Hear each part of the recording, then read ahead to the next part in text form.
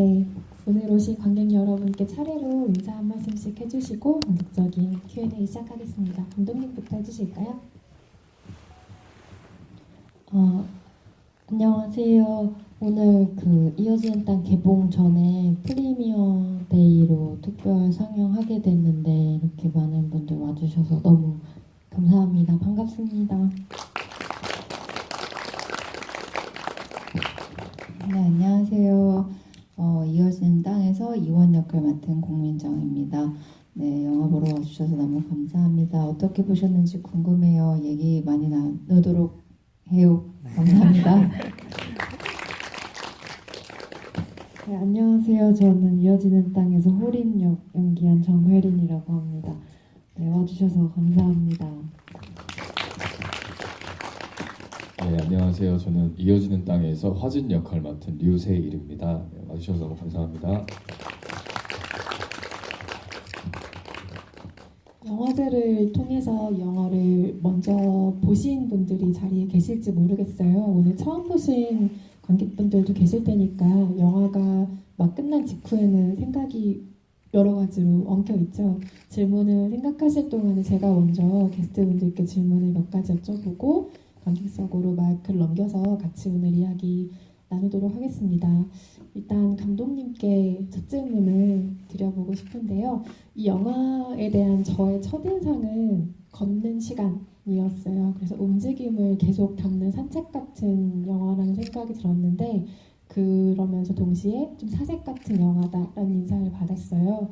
그런데 이 영화가 처음에 서울독립영화제에 상영을 할 때 그때 감독의 로그라인을 제가 굉장히 인상 깊게 보았는데 우리는 움직이는 땅을 자리만 바꿔가며 디디고 서 있다라는 표현이 굉장히 인상적이었어요. 한 줄이 딱 써 있었던 걸로 기억을 하는데 영화를 보고 나서 제가 왜 이 로그라인이 떠올렸냐면 산책하는 영화, 움직이는 영화라고 생각을 했는데 여기서 설명하는 그 단어는 움직이는 주체가 내가 아닌 느낌이었거든요. 그러니까 땅이 움직이고 있는 느낌으로 영화를 설명하셨길래 조금 더 자세한 이야기가 듣고 싶었어요. 인물들이 계속해서 움직이는 시간에 대한 영화라고 생각했는데 왜 땅의 움직임으로 이 영화를 처음 설명하고 싶으셨을까? 제가 말씀해주신 로그라인 같은 문장을 염두해뒀던 이유가 움직이는 땅이라는 그 문장을 좀 포괄적으로 이미지화했던 것 같아요. 그 움직이는 땅이 환경일 수도 있고 내가 사는 곳의 환경적인 요건이나 내가 만나는 사람 관계 수많은 것들이 주변에서 계속 움직이고 있다라고 여기면서 그런 문장을 떠올렸던 것 같아요. 내가 움직이는 것이 삶이기도 하지만 나를 둘러싼 환경과 관계의 변화들을 조금 더 생각하게 하는 로그라인과 또 확대하면 제목까지 그 인상이 조금 이어지는 영화라는 생각이 들고요. 작품에서 공민정 배우와 정혜린 배우는 단편 작업도 감독님과 함께 하신 적이 있으세요. 단편 작업이나 혹은 장편 작업을 이전에 했던 멤버들이 다시 뭉쳤을 때 우리는 이런 오해 아닌 오해를 하게 되죠. 이 팀의 사이가 굉장히 좋았나 보다 혹은 서로의 작업에 굉장히 만족했나 보다라는 기분 좋은 오해 아닌 오해들을 하게 되는데 장편 작업은 단편과 조금 다르기도 하고 배우들의 입장에서는 감독이 첫 장편을 만들 때 좀 힘을 실어주고 싶은 기분 같은 것도 간혹 있다고 생각을 해요. 그래서 이따가 다른 질문을 또 드리겠지만 미리 장편 작업 이전에 단편을 작업하신 두 분께서는 감독의 장점을 어떻게 파악하셨는지도 일단 궁금해요. 그것이 저희가 오늘 느낀 연출가의 장점과 일치하는지도 굉장히 궁금하기도 하고요. 저는 주인들이라는 단편 작업이 제 처음 연기한 작품인데 희영 감독님과 같이 작업을 할 때면 항상 뭔가 가둬두지 않고 제가 표현하고 싶은 그대로 그냥 그대로 둬주시는 그런 면들이 저한테 좀 재밌게 다가왔던 것 같아요. 그냥 믿어주시고 그런 것들. 네. 이 영화에서도 그 같은 작업의 방식이 똑같았나요? 네. 박민정 배우님은 어떠세요? 감독의 연출에서 어떤 인상들을 좀 받으세요? 이전에도 독일무와 한계라이터 주인들 이렇게 같이 작업했었는데요. 첫 작업부터 그냥 이 현장이 굉장히 편하다, 나를 굉장히 편하게 해준다라는 느낌을 받았었고, 아까 말한 것처럼 좀 놀 수 있게끔 자유롭게 만들어주는 힘이 있는 것 같아요. 그렇다고 어떤 약속이 없는 건 아니고 내가 안전하다라는 울타리가 있다는 느낌 하에 그 안에서 충분히 놀 수 있게끔 만들어주는 감독이라는 걸 첫 작업 때 느껴서 그 한 번만 같이 해봐도 어떤 사람인지 믿음이 생기잖아요. 알 수 있잖아요. 그래서 두 번째 작품도 마찬가지로 또 여전히 좋았고, 그래서 장편을 찍을 때 물론 내가 힘이 될지 모르겠지만, 우리가 힘이 될지 모르겠지만, 이희영 감독이 찍는 첫 장편 영화에 꼭 함께하고 싶다, 같이 첫 작품 만들어내고 싶다, 이런 생각이 들었던 것 같아요. 모르지만 엄청나게 힘이 됐을 거예요. 함께 작업했던 사람들이 나와 함께 그 작업을 조금 더 확장해서 무언가를 보여주고 싶다고 생각하게 하는 것만큼 영화를 함께 만드는 사람들이 느낄 수 있는 어떤 팀워크 같은 게 더는 없을 거라는 생각이 들고요. 류세 배우는 이번에 감독님과 첫 작업하셨지만 이전에 단편 작업을 함께 하셨던 두 분의 배우와 마찬가지 인상을 감독님께 받으셨나요? 네. 다르게 말하기도 어렵겠죠? 배우들께는 또 이런 질문들을 공통으로 드려보고 싶었어요. 방금 그 자유롭게 좀 연기를 하게 풀어준다라는 표현들을 배우들이 썼는데 이 영화가 좀 길게 이어지는 카메라의 시간들의 연속이기도 하죠. 그래서 숏의 길이가 굉장히 긴 편이고 전체 씬을 세어봤을 때도 최근의 장편 영화의 경향보다 씬의 수 자체가 좀 적어요. 아주 간결한 세팅으로 이루어져 있는 영화인데 바꿔 말하면 배우들이 그 카메라의 시간을 좀 버티듯이 작업해야 되는 순간들도 분명히 있는 거죠. 오래 본인을 관찰하는 그 무게감을 좀 이겨내야 하는 작업이랄까요? 지금 이야기를 들어보면 그 무게감으로 다가왔던 작업 같진 않지만 그래도 이 긴 시간 안에서 본인의 연기를 계속해서 지켜보는 그 카메라가 있는 현장을 경험했던 소감이 굉장히 궁금해요. 아닌 영화들도 있겠지만 요즘은 숏의 길이가 굉장히 빠르고 화면 전환이 많은 연기들의 익숙함을 요하는 경우들도 있기 때문에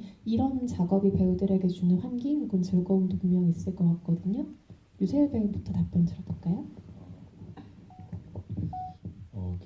저도 돌이켜 생각해 보면은 굉장히 그 숏의 길이가 굉장히 길었다고 생각하는데 그때 뭔가 좋았던 점은 짧게 가는 것이 아니라 길게 가니까 정말 충분히 뭔가 존재하는 것 같은 느낌을 받았었어요. 그래서 뭔가 커트 형식으로 가는 게 아닌 쭉 계속 그게 그때 당시에는 너무 힘들었지만 돌이켜 생각해보니까 그때 되게 잘 존재할 수 있는 어떤 여건을 만들어 주시는구나 하는 생각이 들었었습니다.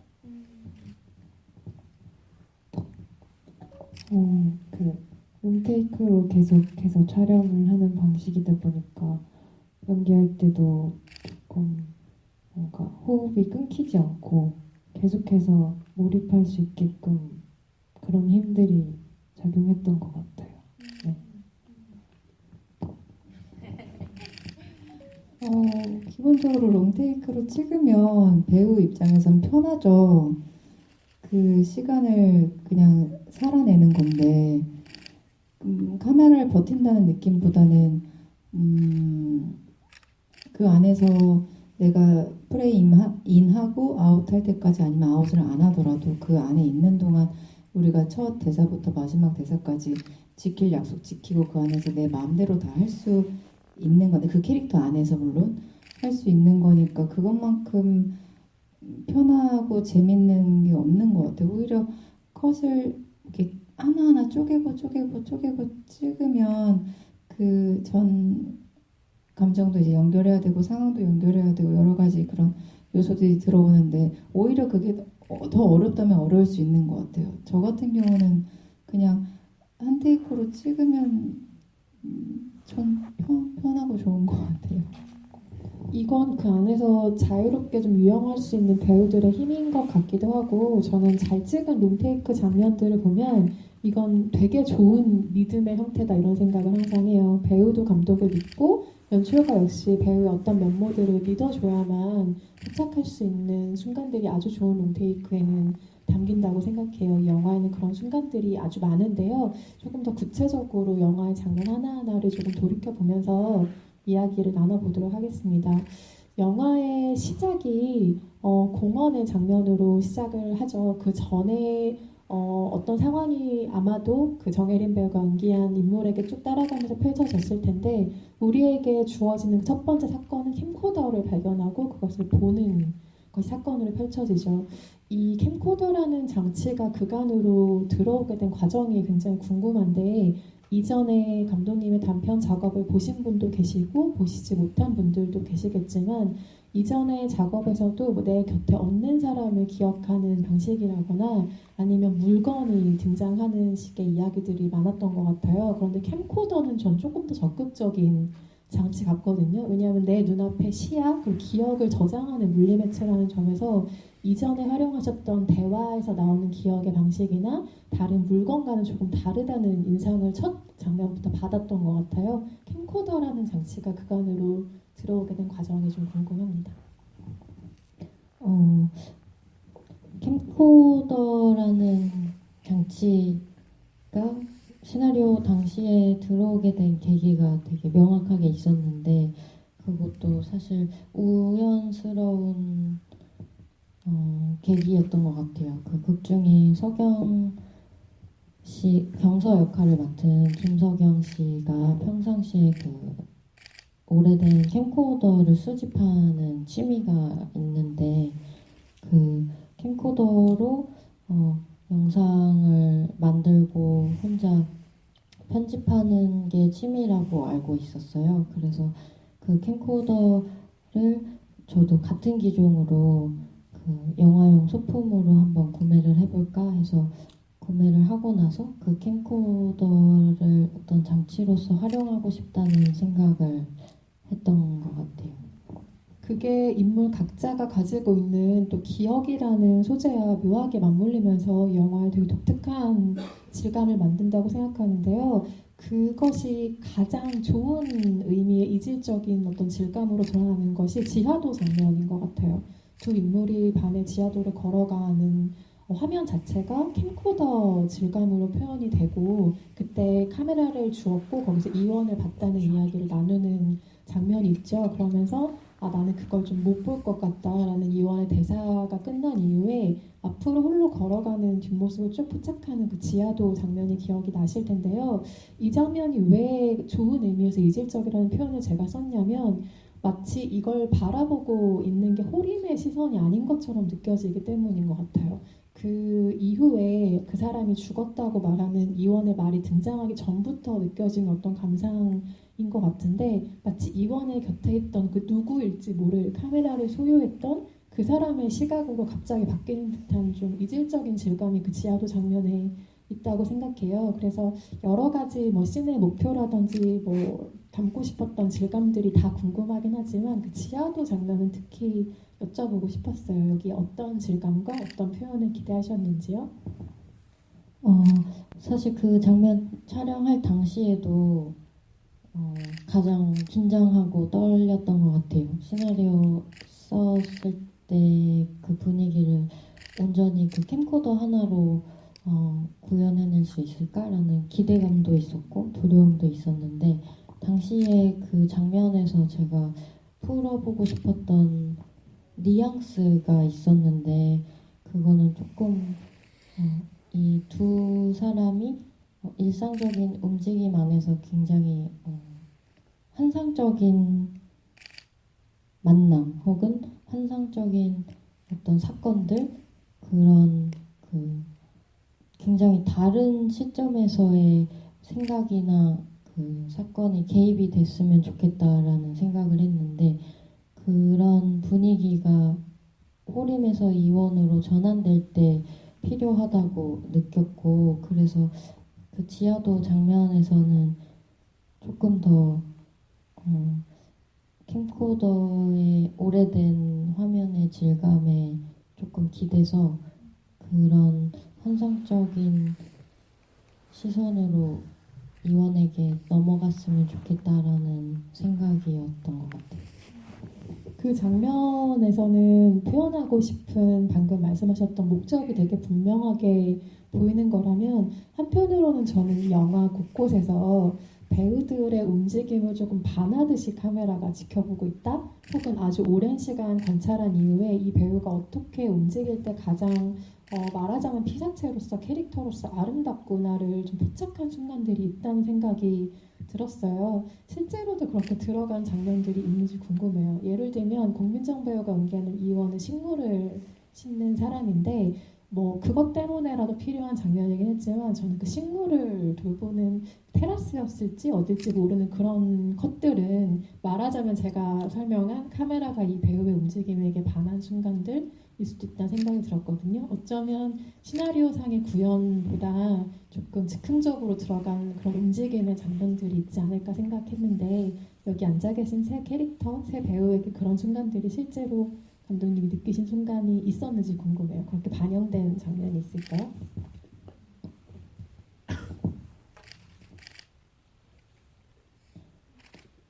즉흥적으로 반영된 장면은 제가 기억하기로는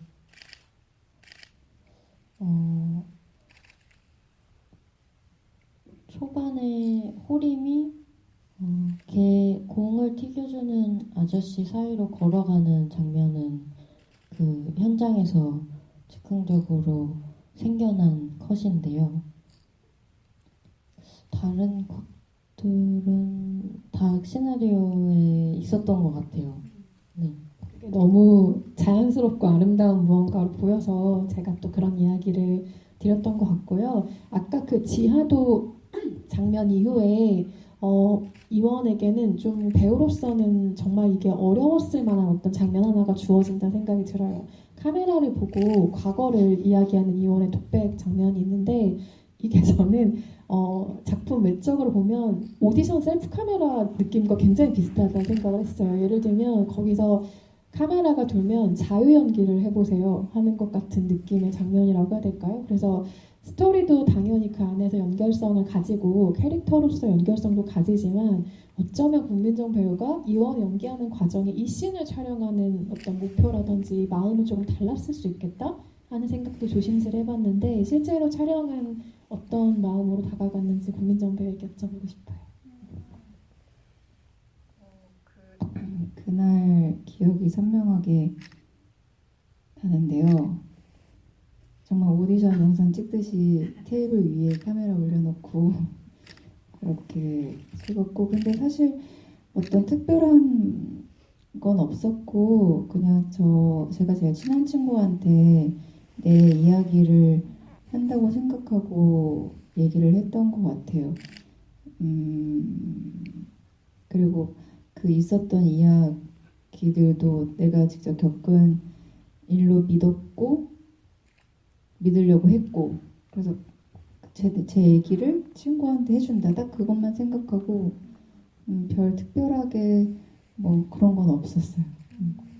한편으로 또 정혜린 배우는 정반대의 장면의 기술로 우리를 또 되게 인상적으로 마음에 남기게 하는 무언가를 만드는데 저는 정혜린 배우가 연기하는 장면을 보고 제가 차이는 기분이었거든요. 제가 저의 전 애인에게 그런 얘기를 했다가 내가 다시 한번 차이는 것 같은 정말 가슴 아픈 어떤 이별의 순간을 이 영화를 통해서 또 체험을 하게 됐는데 그 장면에 좀 배우에겐 죄송한 질문일 수도 있지만 배우 스스로의 만족도가 궁금해요. 왜냐하면 저는 그 장면을 보면서 정혜린 배우가 정말 아름답고 감정을 잘 다루는 배우라고 한 번에 인식하게 된 순간이기도 하거든요. 다른 모든 장면도 그랬지만 그래서 배우가 보기에는 자신의 연기가 늘 아쉬움이 조금씩 남지만 저는 그게 정말 인상적인 순간이었기 때문에 꼭 드리고 싶은 질문이었어요. 그 전 애인에게 다시 돌아가고 싶다는 마음을 고백하고 결국엔 그게 받아들여지지 않는 그 씬을 촬영할 때 그리고 이후에 보셨을 때 그 장면의 만족도는 어떤가요?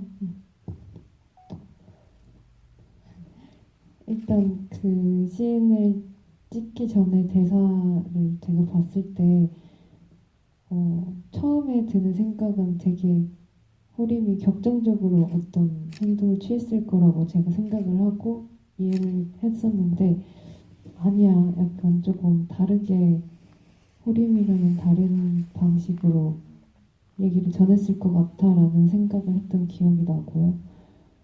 그리고 현장에서 제가 연기를 동아님과 함께 하면서 그냥 다르게 해보자라는 마음으로 연기를 했지만 동아님과 그 어떤 뭔가 합이 되게 잘 맞았던 것 같아요. 그래서 연기를 하면서 그냥 순간적으로 몰입이 너무 잘 되었고 그리고 제가 이제 그 컷 연기가 끝나고 한 번 더 다시 하고 싶다는 마음이 사실 있었는데 다르게 해보고 싶다는 마음이 있었는데 감독님이 그냥 조용히 오셔서 오케이예요 이렇게 해주시고 가셨거든요. 그래서 저도 그때 되게 궁금했어요. 제가 어떻게 연기를 했는지 그리고 그냥 동원에게 최대한 그런 슬픈 마음을 숨기려고 하는 그런 생각으로 연기를 했던 것 같습니다. 일어나지 않은 가정을 질문하는 건 좀 무례하고 죄송한 질문이긴 하지만 그 다르게 연기를 했다면 어떤 톤이었을까요? 지금은 너무 최상의 결과물처럼 느껴지는데 현장에서 다르게 해보고 싶으셨다고 하니 문득 궁금해지는데요.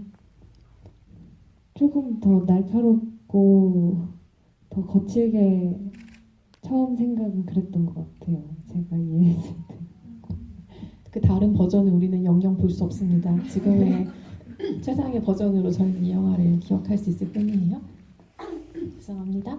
한편으로는 화진 역은 또 다른 역들과 너무 다르게 어려웠을 것 같아요. 왜냐하면 이 캐릭터는 이전의 캐릭터들과의 관계성이 전혀 없는 데다가 우리가 한 번쯤은 그 비포 선라이즈류의 영화로 생각하는 어떻게 보면 전형성을 좀 가진 캐릭터잖아요. 그래서 이 캐릭터의 톤 앤 매너를 잡는 게 배우에게 굉장히 어려웠을 것 같아요. 적당한 설렘도 관객에게 줘야 하고 한편으로는 이게 자칫 잘못하면 조금 느끼해지거나 이러기 딱 너무 쉬운 캐릭터라서 어느 적정선을 찾아야 할까가 화진을 연기하는 배우의 좀 가장 큰 고민이지 않았을까? 밸런스를 찾아가는 과정이 그런 짐작을 좀 해보았는데 실제로도 배우에게 그 밸런스를 잡아가는 게 가장 큰 숙제였는지도 궁금하네요.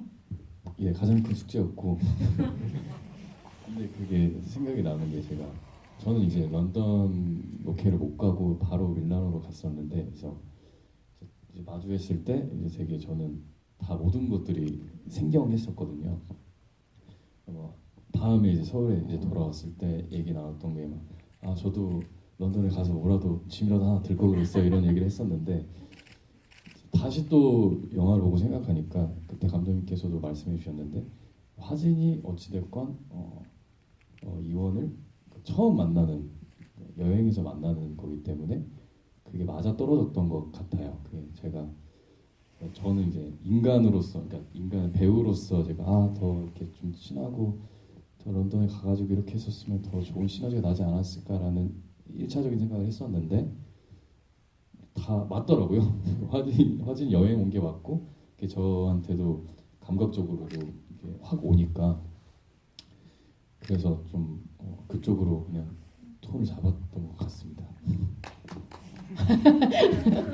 화진이 가구 만드는 얘기 같은 걸 중간에 하기도 하지만 실제로 이 사람이 일하러 온 것이 맞는지라는 의심을 저는 끝까지 거두지 않을 수 없었지만 어쨌든 배우들에게는 또 이런 질문을 공통적으로 드려보고 싶은데요. 이별 후에 남은 그 자녀 감정이라는 게 있잖아요. 그게 이별 후에 놀랍게도 좀 말끔히 해소되는 타입의 사람도 있을 거고 내가 왜 이러지 싶을 정도로 오래 가지고 가게 되는 사람도 있을 거예요. 어쨌든 그 자녀라는 것은 남게 마련인데 그것 또한 그렇고 새로운 사람을 만나는 어떤 설렘 같은 것도 우리 인생에 있는 굉장히 보편적인 순간이라 생각이 들어요. 그래서 이 영화는 결국에 아주 특이한 어떤 이야기들을 다루는 건 아니지만 그런 보편적인 만남과 헤어짐과 기억에 대한 이야기를 익숙한 곳이 아닌 조금 새로운 배경에서 풀어냈다는 차이가 있는 것 같아요. 그래서 여기서도 방금 언급해 주셨듯이 런던, 밀라노라는 배경이 등장하게 되는데요. 배우들은 그 익숙한 감정, 내가 여러 가지로 생활해서 혹은 연기로 잘 아는 그 감정을 새로운 공간에서 펼쳐낼 때 조금 특별해지는 감흥이 있었는지 궁금해요. 아니면 생각해본 것과는 좀 달리 장소는 크게 상관이 없다라는 인상을 오히려 받으셨을지 궁금하거든요. 국민정 배우님부터 답변 듣고 싶습니다. 당연히 환경에 영향을 많이 받고 보이는 거에 영향을 많이 받지만 근데 사실 캐릭터 자체는 거기에 살고 있는 사람이기 때문에 여기에 익숙한 사람이어서 제가 받는 환경이 주는 영향이 캐릭터한테는 영향을 주진 않았던 것 같고요. 근데 네, 그래서 딱히 뭐 거기 가서 찍은 게 저한테는 뭐 새롭거나 그런 느낌은 아니었던 것 같아요. 그냥 오히려 캐릭터로서는 익숙한 곳이니까 그래서 익숙한 곳에서 찍는다는 느낌이 들었던 것 같은걸요. 정혜인 배우는 어떠셨어요? 거기 간 사람이네요. 차이가 진짜 분명히 있네요. 살았던 사람과 이제 막 런던에 도착한 사람이라는 차이가 있죠. 저도 실제로 런던은 처음 가본 도시여가지고 그래서 더 뭔가 낯설지만 제가 어쨌든 사랑하는 사람을 한 번 더 보려고 간 곳이기 때문에 많이 구경을 많이 했던 것 같아요. 그리고 실제로도 낯선 곳이기도 하고 제가 뭐라고 말을 지금 하고 있는지 모르겠는데 네, 저는 굉장히 낯설었습니다. 사실. 신선하고 좀 낯설고 이런 감각들이 자기도 모르게 어느 정도 좀 배어들었을 거라는 생각도 들기도 하고요. 네, 유세혜 배우는 어떠셨어요? 런던은 비록 가지 않았지만 정말 신선했고 얼마나 신선했냐면 이게 저는 이제 그러니까 세 분이서 런던에 계실 때 저는 밀라노에 도착을 해서 이제 약속된 호텔로 가기 위해서 이제 택시를 잡아야 되는데 제가 분명히 공부를 했음에도 불구하고 어떤 분이 저한테 오셔가지고 여기 갈 수 있다 날 와라 해서 너무 좋다 해서 갔는데 이제 검정색 벤츠가 오는 거예요. 그래서 뭐지? 나를 이렇게 귀빈 대접을 해주네. 그래서 감사합니다 하고 태웠는데 그날 갖고 간 돈 다 썼거든요. 그 택시. 감독님한테도 감독님 저 잘 도착했는데요. 돈을 다 썼습니다.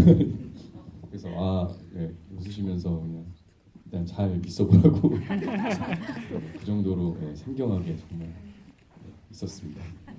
첫 도착 첫날의 생생한 에피소드까지 저희가 갑자기 들을 수가 있었어요. 영화의 스타일이라고 할 만한 것을 또 하나 감독님께 여쭤보고 싶은데 이게 저는 질문을 준비하면서도 의도된 스타일이 아니면 어떡하지를 약간 걱정하면서 생각을 했는데 영화를 보는 동안 제가 얼마간 이 영화에 왜 이렇게 이입이 안 되지? 그러니까 장면은 좋은데 왜 이게 약간 멀게 느껴지지를 계속 좀 생각을 해봤어요. 그런데 그게 이 영화의 편집 스타일에 있더라고요. 그게 뭐냐면 카메라는 멀리서 인물을 잡고 있잖아요. 그러면 우리가 일상적인 상황을 생각하면 예를 들어 저랑 뭐 맨 뒷줄에 앉아있는 관객분이 여기서 대화를 한다면 목소리가 작고 잘 안 들리는 게 정상적인 거리감이잖아요. 그런데 이 영화는 거기에 후신호금을 붙이기 때문에 소리 자체는 굉장히 가깝게 들려요. 그러니까 여기서 오는 그 이질감 같은 거였던 거예요. 그래서 저는 첫 장면에 공원에서 아주 멀찍이 벤치에 앉은 사람들의 대화를 들려줄 때 그게 공원 장면만 그럴 줄 알았어요. 그런데 이후의 장면들이 다 이런 선택이더라고요. 좀 원거리 촬영을 하고 그 다음에 나중에 후신호금을 붙이는 방식인데 보다 보니까 저는 이 영화의 스타일 중에 하나라는 생각이 들기도 했어요. 그렇게 찍어낸 씬들이 그래서 좀 어떻게 보면 자연스럽지 않은 그 거리감을 인식하게 하는 그 씬 자체가 이 영화의 스타일이자 방법일 수도 있겠다라는 생각이 들었는데 실제로 그랬는지 궁금해요. 아니면 이게 여건상 그냥 후시녹음을 그렇게 할 수밖에 없었던 상황이면 어떡하지라는 불안감 때문에 제가 스타일이 아니면 어떡하지라는 조심스러운 걱정을 하고 있었죠. 반은 맞으시고 반은 다른 것 같은데요. 그 후시 녹음을 안 한 작품이어가지고 네, 근데 이제 처음에 녹음할 때 그 수음을 하는 위치적인 게 처음부터 인물들하고 계속 가까웠어요. 근데 그거는 이제 제가 이 영화 촬영 감독님하고 처음 논의했을 때는 촬영은 최대한 거리감 있게 잡았으면 좋겠고 사운드는 그 거리감하고 상관없이 최대한 인물하고 가까워도 상관없다라는 거를 이제 동시 녹음해주는 친구한테도 공유를 했던 내용이긴 한데 그게 이런 효과를 낼 줄은 저도 예상은 못했지만 저한테 이제 가장 중요했던 건 그 소리가 들려야 한다라는 게 가장 중요했었고 그게 이제 촬영 그 카메라와 피사체의 거리감하고 비슷하거나 같지 않은 조건이어도 저는 상관없다라는 마음이긴 했어요.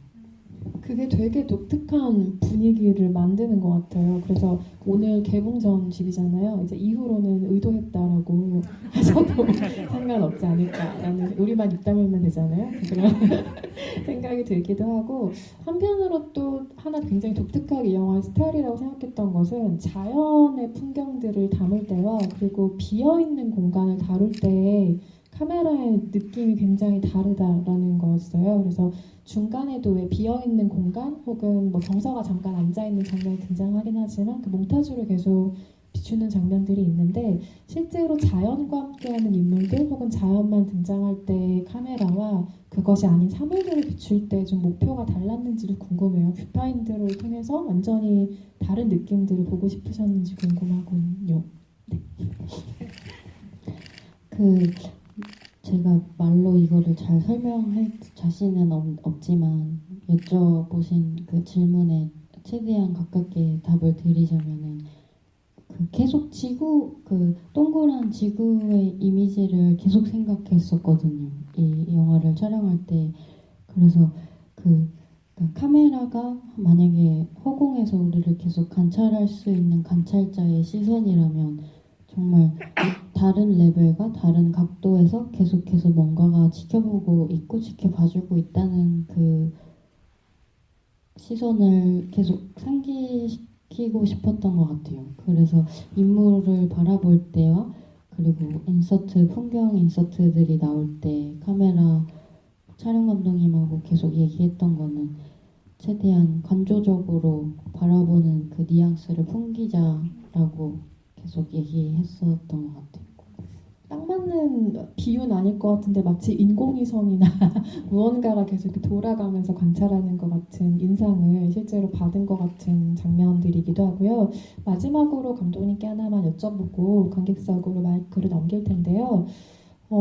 질문이 잘 전달될지 모르겠어요. 그런데 이게 가장 궁금한 점이긴 했는데 영화가 이방인들의 얘기잖아요. 물론 이원은 정착한 사람이지만 그도 어딘가에서 떠나와서 이곳에 정착을 새롭게 한 사람이죠. 근데 물리적인 터전을 그렇게 옮긴다는 게 요즘 세대나 그리고 최근의 창작자들에게는 이전과는 조금 다른 의미인 것 같다는 생각을 제가 종종 해요.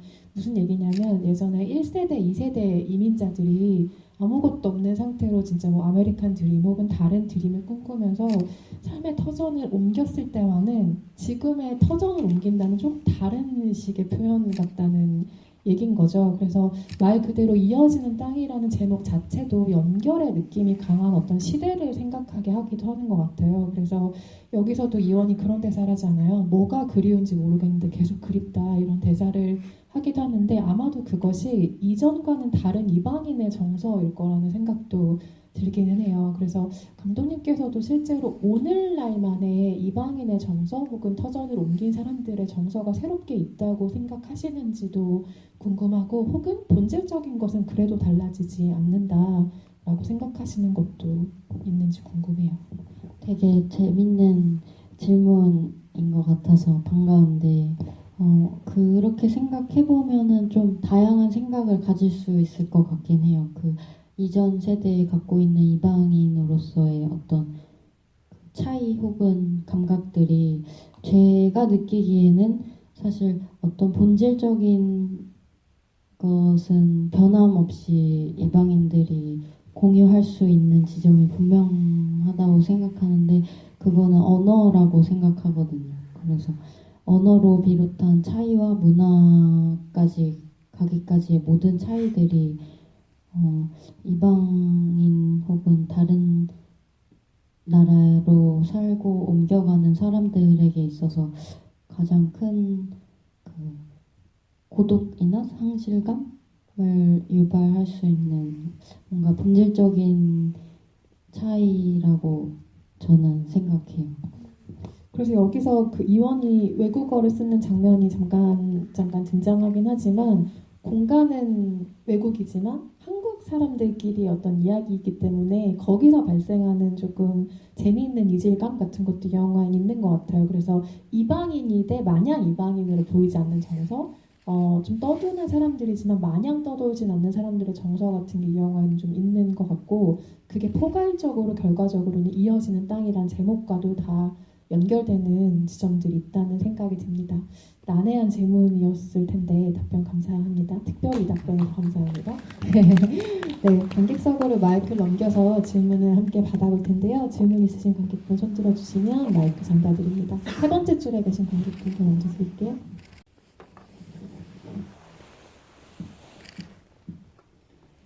영화 잘 봤고요. 그 혜진이랑 이온이 처음에 거기 서점 안내해 줄 때 만났을 때 그부터 가는 길이라고 하면서 실제로는 안내해주고 다시 왔던 길로 돌아가잖아요. 이쪽 가는 길이 아니었는데 일부러 찾아갔던 그런 뜻인데 처음 만났을 때 두 사람의 감정이 뭐 어떤 거였길래 일부러 거기까지 저게 됐는지 그게 궁금하고요. 또 제가 영화를 제대로 봤는지 모르겠지만은 호림이 두 사람이 기타 치면서 노래하는 장면에서 지켜보면서 이렇게 몰래 이렇게 눈물 흘리는 장면이 보이는 것 같던데 이게 한쪽 눈에서만 이렇게 가면서 좀 멀리 떨어진 쪽 눈에서만 이렇게 눈물이 흘러내리는 것 같이 보여가지고 그게 담긴 의미가 있는지 그게 궁금합니다.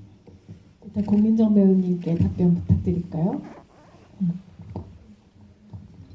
네, 아까 관객분이 보시기에는 굳이 이원이 가는 길이 아니었던 것 같은데 그 길에 데려다준 마음이 무엇이었을까 궁금하다고 하셨죠?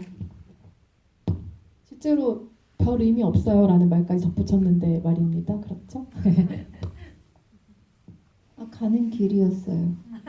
가는 길이어서 알려준 거예요. 별다른.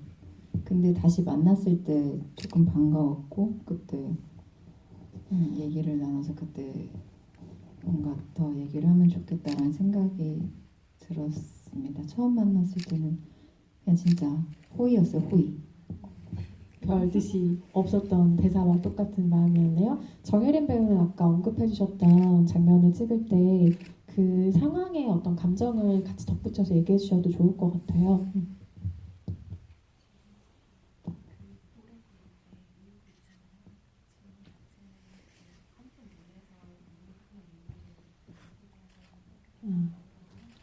그 한쪽 눈에서만 눈물이 났는지 이제 알았는데 자세하게 봐주셔서 감사드리고 그거는 제가 컨트롤할 수 있는 게 아니었고 그래서 그 한쪽 눈의 의미는 별 생각이 없었고요 사실.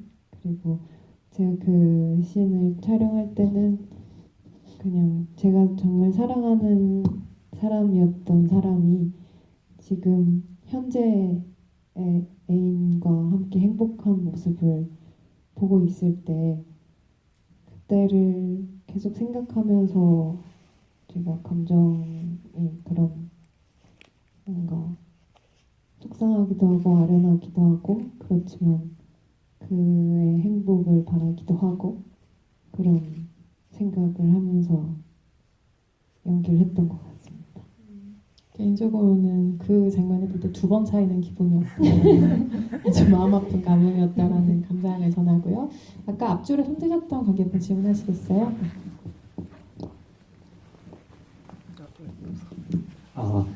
저는 일단 영화 제목에 대해서 물어보고 싶고요. 왜냐면 영화 제목이라는 게 어떻게 보면은 그 영화에 대한 걸 전체적인 걸 관통하는 걸 표현하는 거라고 생각하기 때문에 영화 제목을 이렇게 이어지는 땅이라고 왜 이렇게 지었는지 그 부분이 궁금하고, 그리고 또 하나 배우분들 전체적인 질문인데 가장 촬영하면서 힘들었던 장면들이 이제 어떻게 보면은 끝나고 나서는 가장 만족스러운 장면인 경우가 많다고들 들었는데 실제로도 이번에 힘들었던 장면과 가장 좋았던 장면이 일치하는지 그 부분을 여쭤보고 싶습니다. 감독님부터 제목에 대한 얘기 들려주시면 좋겠습니다. 제목을 처음 지을 때 제가 시나리오를 쓰려고 하고 자료 조사 같은 느낌의 런던하고 밀라노에서 촬영이 이루어질 거라는 그 계획을 세운 다음에 런던하고 밀라노 그 도시 이름의 어원을 한번 찾아봤었어요. 그래서 그 런던의 어원은 깊고 좁은 땅의 성이었던 것 같고, 정확하게 기억은 안 나지만, 그리고 밀라노에서는 찾은 어원의 뜻이 두 개의 강 사이에 떠 있는 땅이었어요. 그래서 그 두 도시의 어원이 주는 제 나름대로의 어떤 해석이랑 이미지가 그려지면서 시나리오 작업을 했었는데, 그래서 이어지는 땅이라는 제목이 자연스럽게 붙게 됐는데, 이어지는 땅이라는 단어 자체가 주는 그 그림이 관객분들마다 조금 다르게 새겨졌으면 좋겠다라는 마음에서 제목을 그렇게 지었습니다. 혹시 땅이라는 단어를 다른 단어로 바꿔보신 적은 없으세요? 처음부터 계속 땅이었나요? 네, 처음부터 땅이었고 한번 제목을 바꿔보려고 했었는데 다른 제목이 떠오르지가 않더라고요. 네. 여담이지만 제가 이 영화를 보기 전에 영화제에 출품됐을 때 자꾸 이 영화를 제가 이어지는 길이라고 해가지고 개봉 전엔 정신 똑바로 차리고 땅이라고 해야지라고 했던 개인적인 일화가 있습니다. 배우분들께도 질문해 주셨죠. 가장 촬영 때 힘들고 좀 어렵다고 생각했던 게 이후에 봤을 때 가장 만족스러운 장면인지 그것이 일치하는지에 대한 질문을 주셨는데요. 권민정 배우님부터 답변해 주실까요? 가장 힘들었던 장면은 저희가 런던 도착하고 그날 찍었어요? 그 다음날 찍었어요? 저 촬영 그날 테스트 촬영분 실수했었나요? 그래서 시차적은 또 물론이고 잠을 아무튼 못 잔 상태에서 잠을 이겨야 하는 그런 상황이었어요. 그 장면을 찍을 때 언제였지? 런던 집에서 호림이랑 이원 그리고 서경 동안 이렇게 만나서 얘기하는 장면이 있었는데 그때 진짜 죽겠는 거예요. 진짜 눈이 이게 사람이 이제 물리적으로 이게 안 되는 거예요. 눈이 계속 감기고 서로 계속 그냥 눈 계속 뜨고 서로 쳐다보고 있고 거의 막 힘주고. 근데 그 장면이 그때는 그러니까 다른 게 힘든 게 아니라 그냥 잠이 쏟아지니까 일단 이거를 버티는 게 힘들었는데 지금 생각해 보면 그때가 되게 웃기거든요. 지금 생각해 봐도 우리 그때 어떻게 찍었지 하면서 서로 막 어떻게 찍었지 하면서 잠게 막 서로 막 워컷을 하면서 잠게 막 이러면서 찍었거든요. 근데 그 장면이 뭔가 봤을 때가 좋았다, 물론 다 좋지만 좋았다라는 것보다는 힘든 만큼 되게 기억에 많이 남고 재밌었다 이렇게 얘기할 수 있을 것 같아요.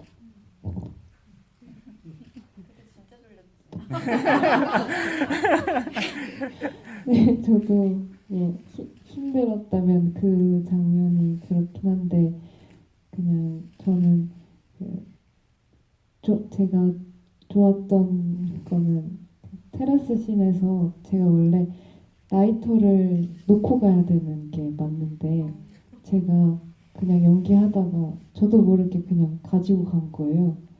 그래서 동아님이 라이터 불을 붙여야 되는 게 사실 시나리오에 있는 거였는데 라이터가 없으니까 그냥 이렇게 하고 이렇게 시즌이 끝나잖아요. 그래서 그 장면이 저는 보면서 되게 재밌었던. 네. 근데 이런 건 다시 가자고 할 수도 있었을 거 아니에요, 감독님. 근데 그 느낌이 좋아서 그냥 가신 거예요? 시간이 없어. 졸리고 시간도 없고. 근데 시나리오에 라이터 없는 그런가? 아 많이 원래- 많이 졸리셨구나. 엇갈린 기억이니. 찍은 네. 게 그게 아니었어요. 엇갈린 라이터가 기억이 없어서 네. 그 담배를 못 피는 게 시나리오.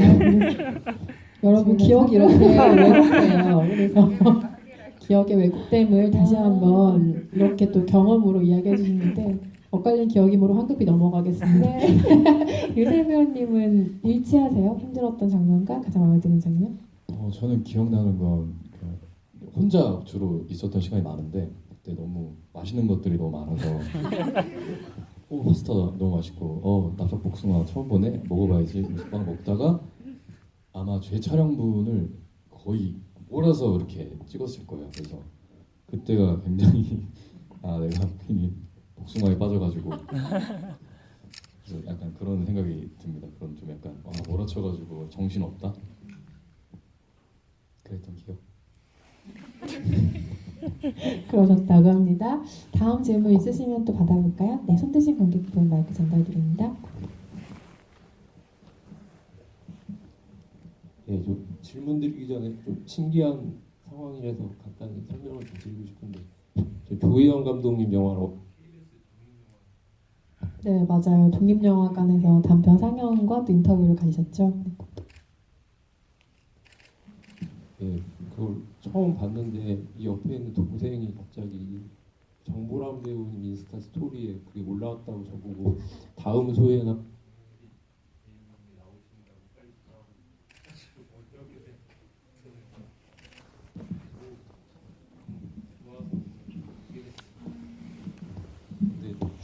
영화 너무 좋아서 앞으로 되게 기대가 되는 감독님이라는 생각이 들어서 되게 감사한 자리라고 미리 말씀 하나 드리고 싶고요.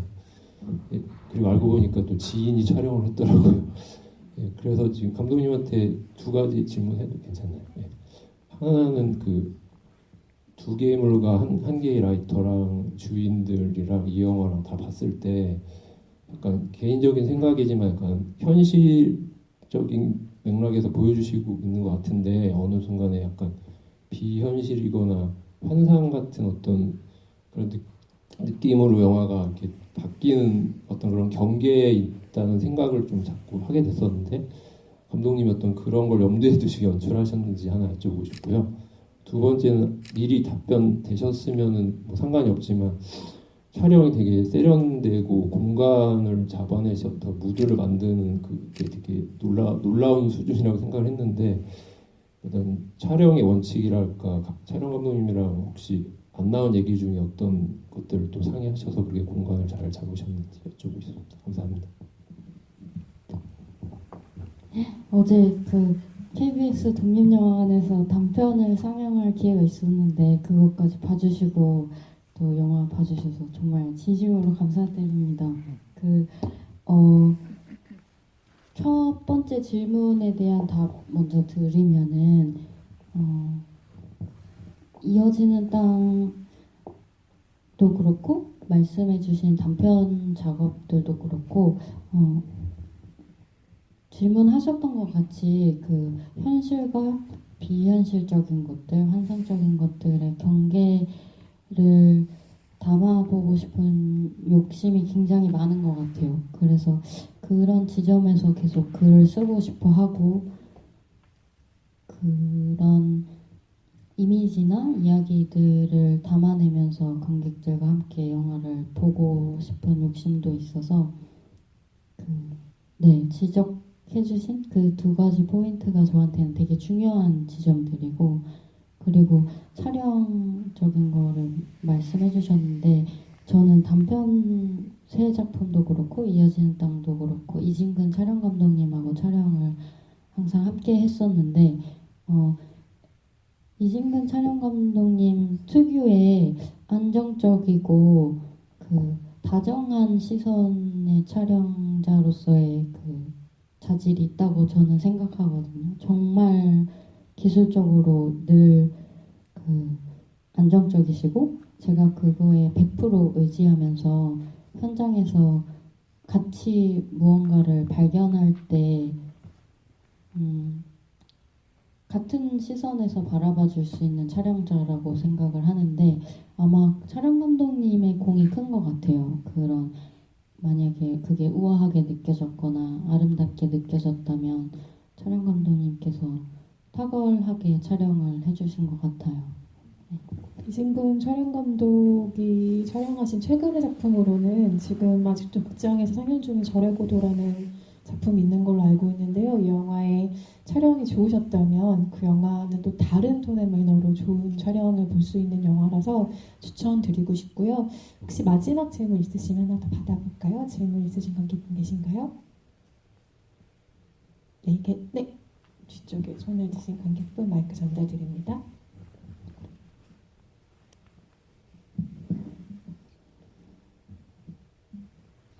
저 일단 이거 영화 너무 재밌게 잘 봤고요.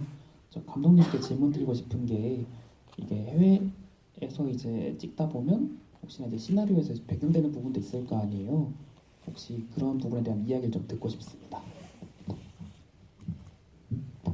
제가 그 시나리오에서 어떤 부분 잘 못 들었는데요. 해외 촬영을 하다 보면 현재 도착했을 때 현지 상황이나 뭐 여건상 좀 달라지는 경우들도 있잖아요. 네. 그런 게 있는지 여쭤보신 것 같아요.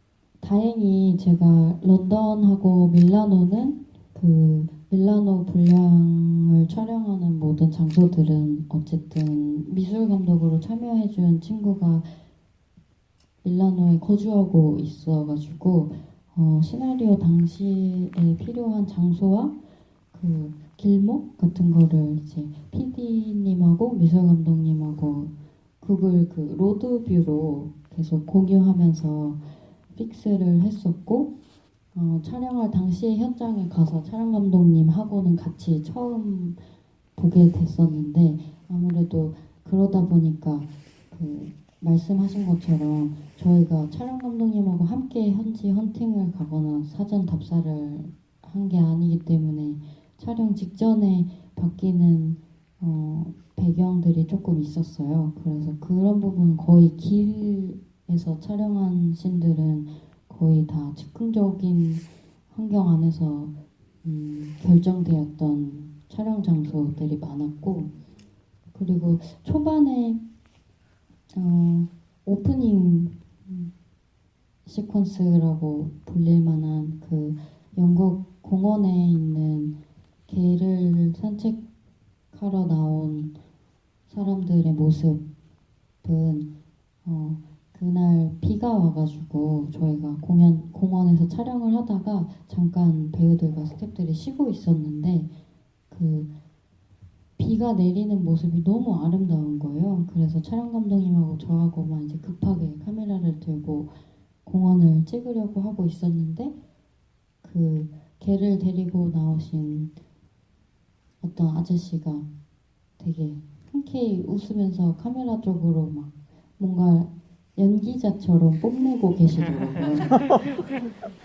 그래서 그 모습이 너무 아름다워 보여서 그 씬은 저도 너무 좋아하는 장면인데 그렇게 즉흥적으로 찍게 된 장면 중에 하나예요. 초록색 티셔츠 입으신 분 말씀하시는 거죠? 저는 그분이 주인공인 줄 알았어요. 그래서 너무 길고 진짜 안정적으로 걸어오시는 세팅이어서 그래서 그 재미있는 이 영화의 오류, 그러니까 첫인상의 오류 같은 것을 만드는 첫 장면이기도 한 것 같은데 그게 현장의 즉흥성으로 발휘된 포착이라는 점이 굉장히 재미있게 느껴집니다. 좋은 질문 해주신 덕에 재미있는 이야기를 또 마지막으로 들은 것 같고요. 오늘 오신 관객 여러분들은 개봉도 전에 미리 부지런히 움직여주신 관객분이라 오늘 네 분의 감사함이 더 다른 관객들보다 크실 것 같은데요. 끝인사 한 말씀씩 마음 담아서 잘 전해주시고 마무리하면 좋을 것 같습니다. 류세일 배우부터 차례대로 해주실까요? 아, 네. 오늘 너무 와주셔서 너무 감사드리고 이렇게 밖에 눈이 많이 오는데요. 돌아가실 때도 안전하게 조심하게 귀가하시길 바라겠습니다. 네, 감사합니다. 수면관에 계셔서 모르셨을 텐데 눈이 펑펑 옵니다, 여러분. 네. 네, 와주셔서 너무 감사드리고 곧 개봉하는데 주변 분들께 많이 응원해 주시고 이제 새해가 됐는데 새해 복 많이 받으시고 네, 안전히 귀가하시길 바라겠습니다. 감사합니다. 네, 저희 첫 상영 함께 해주셔서 너무 감사드리고요.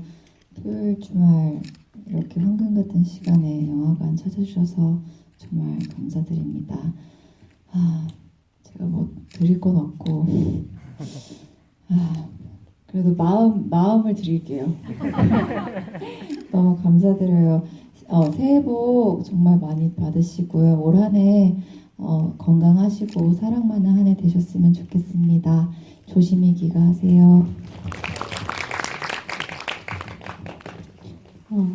네, 오늘 GV 참석하러 오는 길에 여러분들은 아직 모르시겠지만 눈이 정말 큰 입자에 눈이 펑펑 내리는 길을 달리면서 왔는데 이 추운 날과